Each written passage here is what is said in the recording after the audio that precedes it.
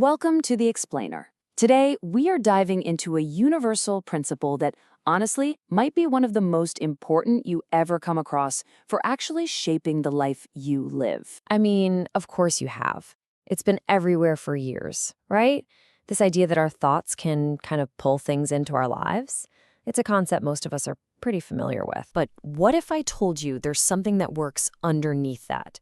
Something more fundamental, more powerful? Well, there is. We're talking about the law of attention. And the thing is, this one works whether you know about it or not. So let's get into it. What does that really mean? Where you place your attention determines your reality. We're going to break down exactly why this law is so foundational to how we experience, well, everything. Here it is, the core of it all. Simple and kind of ruthless. It's not about wishing for things. It's not about what you say you want. It's all about where your mental energy, your focus, is actually going from one moment to the next. Because whatever you focus on, it expands. And whatever you ignore, it just fades away. And this is where it gets really interesting. See, the law of attraction is often treated like this passive thing. You hope for something, you visualize it, and it just shows up. But the law of attention, that's about active creation. Your focus literally generates your experience, whether you're focusing on something amazing you want or something you're absolutely dreading. Okay, I know what you might be thinking.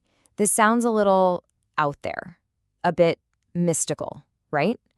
But it's actually grounded in some pretty solid neuroscience. There's a real biological process happening in your brain that makes this all work. So let's talk science for a second. Deep down in your brainstem, there's a little bundle of nerves called the reticular activating system, or just the RAS. The best way to think about it? It's like the bouncer for your mind. It decides what information from the outside world gets past the velvet rope and what gets ignored. It's literally your personal search engine for reality. And here's the perfect example of how it works in real life. You know this feeling, right? You decide you want a red car, and then, bam, red cars are everywhere you look. Now, did you magically manifest a bunch of new red cars on the road? No, you just told your RAS, hey, red cars are important now. So your brain started highlighting them for you, while all the blue cars, silver cars, and white cars that were always there just faded into the background. So here's the kicker. Your RAS is just a tool. It doesn't judge. It doesn't have an opinion. It just follows your instructions. If you're constantly feeding it problems and worries, it will go out and find more proof that you're right to be worried. But if you feed it opportunities and solutions, it'll get to work pointing out every single one of those too. And this is where things can go wrong. See, most of us are pointing this incredibly powerful system in the completely wrong direction, and we don't even realize we're doing it. Let's walk through some of the most common ways we get trapped. First up, problem obsession. So many of us spend almost all our mental energy just dissecting what's wrong. We analyze our frustrations, we replay our failures, and all that does is tell our brain, hey, find me more stuff like this to be upset about. The next one is huge in our world today, news addiction. When we're constantly plugged into negative media, crisis reports, and scary headlines, we're basically training our RAS to see the world as a place of scarcity and fear. And so, we start spotting potential threats everywhere. Then you've got complaint culture. Just think about your conversations for a second. How often do they turn into just a list of problems? We get stuck in these social loops where all we do is focus on what's lacking, reinforcing that reality for ourselves and each other. Oh, and we get stuck in past loops too. Replaying that old argument in your head for the 100th time, or that embarrassing thing that happened years ago. We keep our attention locked on a reality that doesn't even exist anymore. And finally, future anxiety. We spend so much time fixating on the worst-case scenario.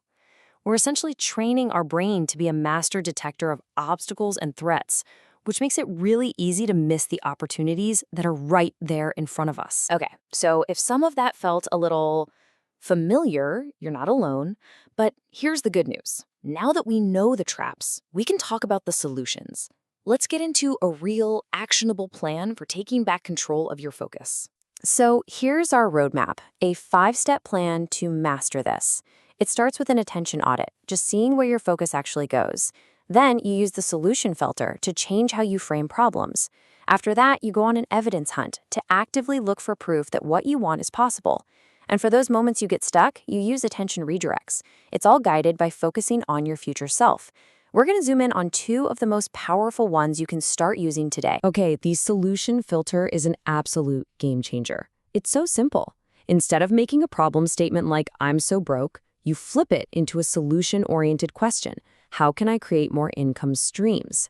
That tiny switch forces your RES to stop looking for evidence of being broke and to start hunting for answers and opportunities. It's a total redirection of your brain's search function. Now, what about when you're in the moment, when you feel yourself spiraling into a negative thought loop? That's when you need an attention redirect. And this 5-4-3-2-1 technique is perfect. You just stop and engage your senses. It forces you out of your head and immediately grounds your focus right back here, in the present moment. It's like a circuit breaker for your brain. So look, if you only take one single thing away from this entire explainer, let it be this. This metaphor right here. Your attention is the remote control for your reality, and you are holding it in your hand right now. The truth is, most of us don't even know we're holding the remote. We've just left our life playing on the disaster movie channel or the endless drama channel 24/7. The law of attention is about that moment of realization that you have the power, you have the remote, and you can consciously change the channel. You can switch to the success channel, the solution channel, the love channel, whatever you choose. And that really brings us to the final, most important point. This isn't a one-and-done kind of thing. It is a choice you get to make in every single moment of your life. So the only question that really matters is, where are you going to point your attention next? The choice is always yours.